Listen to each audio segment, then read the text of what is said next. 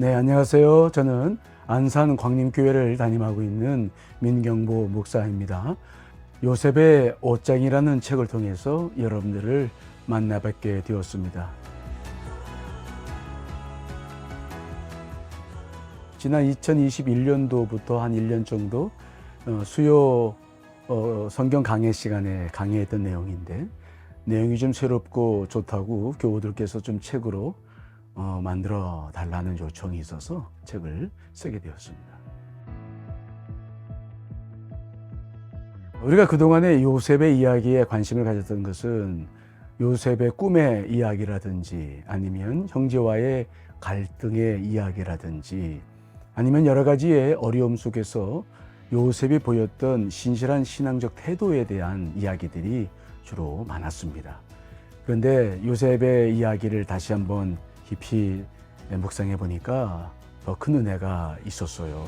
그것은 요셉이 입고 있던 옷과 관련된 하나님께서 그를 성장시켜 나가시는 하나의 과정이 있었죠. 그래서 이번에 요셉의 옷을 이제 주제로 해서 요셉의 이야기를 다시 한번 보고 책을 쓰게 되었습니다.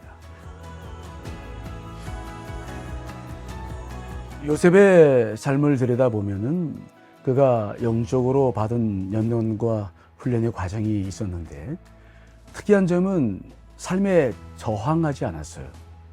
요셉은 어떤 고난 속에서 놓여 있든지 그 고난을 탓하거나 비호가나지 않고 고난을 그대로 수용을 하고 그 속에서 하나님의 뜻을 찾아 나갔던 특별한 훈련의 과정이 있었어요. 저는 이 점이 우리 현대 그리스도인들에게도 큰 도움이 되지 않을까라는 생각을 좀 갖고 있습니다.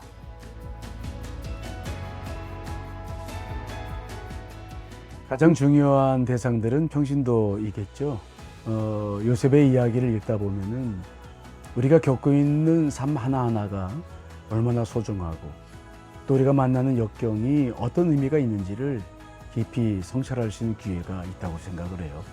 이 평신도들이 이 책을 좀 읽고 자신들이 겪고 있는 고난과 역경에 대한 의미를 발견하고 하나님의 뜻을 발견하는 기회가 되기를 소망합니다. 저는 이제 책을 마무리하면서 짧은 시를 하나 썼는데, 그 시를 좀 읽어드리겠습니다. 제색옷이 벗겨지던 날부터 요셉은 새로워지기 시작했다. 새 옷은 요셉에게 늘 변화를 요구했다. 그 과정은 쉽지 않았지만 그 옷들은 요셉 안에서 새 살이 돋게 했다. 깨진 만큼 돋아난 새 살. 요셉이 입었던 세마포 옷은 결국 속사람의 옷이었다.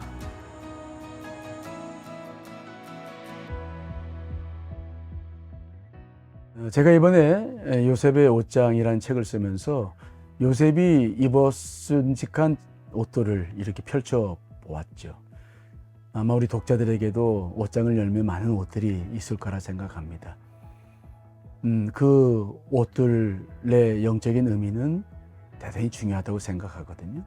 여러분들이 입고 있는 옷을 통해서 주님은 지금도 여러분들과 함께하고 계시고, 또 시험하시기도 하시고 도전을 주시기도 하십니다.